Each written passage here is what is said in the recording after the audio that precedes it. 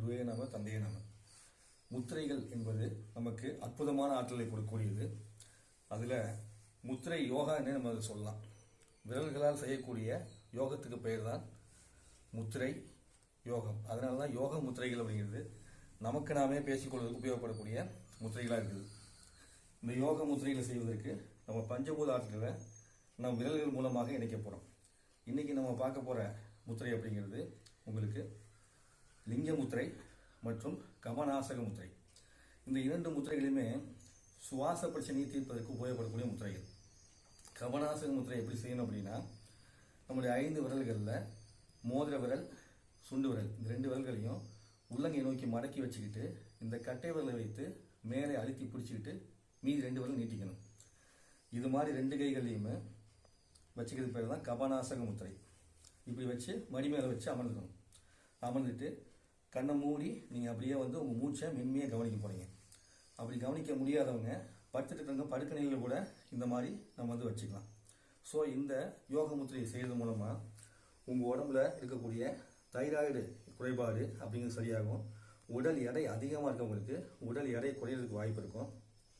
தைராய்டுனால உடல் எடையை சேர்ந்திருந்தாலுமே அது குறையிறதுக்கு வாய்ப்பு இருக்கும். மன அழுத்தம் அப்படிங்கிறது சரியாகும். தன்னம்பிக்கை அப்படிங்கிறது அதிகப்படுத்தும். தாழ்வு மனப்பான்மையை நீக்கும். அதுபோக மூச்சு விடுறதுல சிரமம் இருக்கிறது அப்படிங்கிறது சரியாகும். இந்த சைனஸ் ஏரியாவில் பிரச்சனை இருந்துச்சுன்னா அதுவும் சரியாகிறதுக்காக யூஸ் ஆகக்கூடிய ஒரு அற்புதமான முத்திரை தான் இந்த கமநாசக முத்திரை. இந்த முத்திரையை தினந்தோறும் எல்லோருமே செய்யணும்னா 5 நிமிஷம் செய்யலாம். பிரச்சனை இருக்கிறவங்க 25 நிமிஷத்துலேருந்து 45 நிமிஷம் வரைக்கும் செய்யலாம். பிரித்து கூட செய்யலாம். 15 நிமிஷம் பிரித்து செய்யலாம். எப்போதுமே முத்திரைகளை செய்யும்போது உணவு அருந்தி முடித்த உடனே செய்யக்கூடாது, சரிங்களா? அதே மாதிரி பசி அதிகமாக இருக்கும் போதும் செய்யக்கூடாது. அப்போது காலை நேரத்தில், மாலை நேரத்தில், இரவு நேரத்தில் செய்கிறது ரொம்ப சிறப்பு.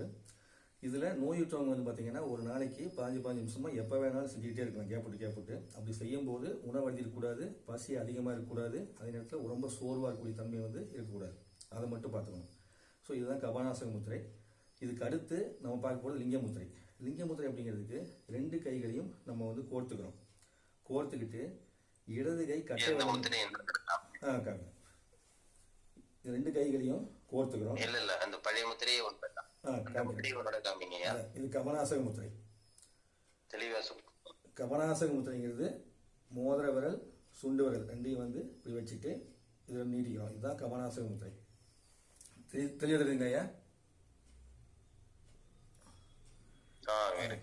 ஓகே, இதுதான் 2 கையில வச்சுக்கிறீங்க. ஸோ இந்த கமநாசக முத்திரை பலனை பற்றி முன்னாடி பார்த்துக்கிறோம். இப்போ லிங்க முத்திரை பார்க்க போகிறோம்.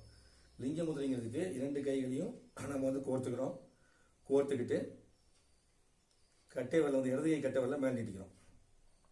நிறைய பேர் வலது கை கட்டை நீட்டுன்னு சொல்லுவாங்க. அப்படி தேவையில்லை. இடது கை கட்டை வரல நீங்கள் நீட்டினீங்கன்னா போதும். இதுதான் லிங்க முத்திரை. இந்த மாதிரி வைக்கும்போது நம்ம உடம்புல புத்துணர்ச்சி ஏற்பட ஆரம்பிக்கும். அதுபோக நுரையீரல் சம்பந்தப்பட்ட அனைத்து பிரச்சனைகளும் தீரும். உடம்புல சூடு அதிகப்படுத்தும். இதுவும் எடையை குறைக்கும். இது போக இது மணிப்பூரக சக்கரத்தை இயக்கக்கூடிய தன்மையை செய்யும்.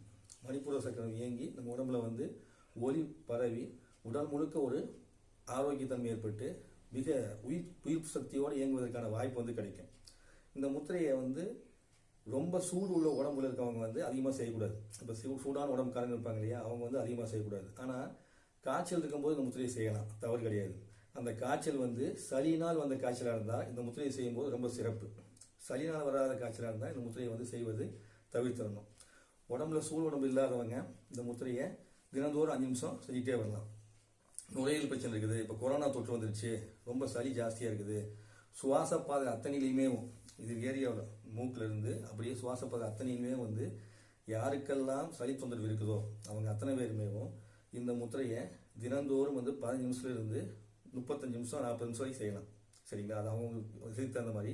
ஏன்னா இந்த லிங்க முத்திரையை விட்டும் எதுக்கு இவ்வளோ கண்டிஷனாக சொல்கிறோம்னா, ரொம்ப அதிகமான சூடை ஏற்படுத்துறதுனால அதனால் மற்றபடி உடம்பு சூடாகி போய் பாதிப்பாயிடக்கூடாதுக்காக தான். இதுக்கு மட்டும் கண்டிஷன் என்னென்னா, உடம்பு சூடு ஏற்படுற மாதிரி தான் இந்த முத்திரையை அதிகமாக செய்யக்கூடாது. அப்போ நோய் இருக்கிற நோயில் கொரோனா அளவுக்கு நோய் இருக்குது அப்படின்னா தினந்தோறும் 40 நிமிஷம் செஞ்சாங்கன்னா இந்த கொரோனாங்கிற அந்த நோய் கூட காணாமல் போகிறதுக்கான வல்லமை இந்த முத்திரை கொடுக்கும். அதுபோக ஆக்சிஜன் லெவலை அதிகப்படுத்தும். பிராணசக்தியை அதிகப்படுத்தக்கூடிய தன்மையும் இந்த முத்திரைக்கு உண்டு. அப்படி லிங்க முத்திரைங்கிறது அவ்வளோ அற்புதமான விஷயம் செய்யக்கூடியது. வயிறு சம்பந்தப்பட்ட பிரச்சனைகளையும் தீர்ப்பதற்கு இந்த லிங்க முத்திரை உதவி செய்யும். ஸோ இப்படி நிறைய நிறைய பாகங்களை கொண்டது தான் லிங்க முத்திரை. ஸோ இதை பிடிக்கிறதுக்கு என்ன பண்ணணும், நீங்கள் உங்கள் 2 கைகளையும் நீங்கள் அப்படியே கோர்த்துக்கணும். கோர்த்துட்டு அதுக்கப்புறமா இடது கை கட்டை வெள்ளம் மட்டும் மேல் நீட்டி இறுக்கி பிடிச்சி அமர்ந்து அப்படியே கண்களை மூடி ஒன்று உங்கள் நெஞ்சுக்கு நேரம் அப்படி வச்சுக்கலாம், அல்லது உங்களுடைய வகுத்துக்கு நேரம் நீங்கள் வச்சுக்கலாம். இப்படி 2 விதத்தில் வச்சுக்கலாம். உட்காந்து செய்ய முடியாதவங்க படுத்துக்கிட்டு கூட நீங்கள் இந்த முத்திரையை வந்து செய்யலாம். சரிங்களா? ஸோ இன்று நாம் பார்த்த முத்திரை வந்து 2 முத்திரைகள். ஒன்று கபநாச முத்திரை, மற்றொன்று லிங்க முத்திரை. இந்த 2 முத்திரையோட பலன்களை நீங்கள் பயன்படுத்தி பாருங்கள். யாருக்கெல்லாம் பயன் இருக்குதோ அவங்கெல்லாம் சொல்லுங்கள். மேலும் சொல்லக்கூடிய முத்திரைகள் எல்லாத்தையுமே நோட் பண்ணிட்டே வாங்க. ஒவ்வொரு நாளும் முத்திரைகளையும் சொல்லி அவனோட பலனையும் சொல்லிட்டு வரும்போது பிற்காலத்தில் வந்து பார்த்தீங்கன்னா இது ஆன்மீக ரீதியாக எப்படி வேலை செய்யணும்னு சொல்லுவோம். அப்போது நீங்கள் பயிற்சி செஞ்சுக்கிட்டே வந்தீங்கன்னா தான் அந்த ஆன்மீக ரீதியாக செய்கிறத நீங்கள் உணரும் போது நாம் தெய்வத்தோடு எப்படி பேசலாம் அப்படிங்கிறத தெரிஞ்சுக்க முடியும். இந்த முத்திரைகள் மட்டும், இந்த யோக முத்திரைகள்ங்கிறது நம்ம எந்த உடற்பயிற்சி செய்ய முடியாவிட்டாலும் நம் கைவிரல்கள் மூலமாகவே நாம் ஒவ்வொரு நிமிஷமும் எந்த இடத்தில் இருந்தாலும் ஆரோக்கியமாக வாழ்வதற்கு சித்திரைகள் மூலமாக நமக்கு கிடைத்த ஒரு வரப்பிரசாதம். அதை பயன்படுத்தி நலமாக வாழ வேண்டும் என்று கேட்டுக்கொள்கிறேன். இந்த வாய்ப்பினை கொடுத்த அனைவருக்கும் நன்றி.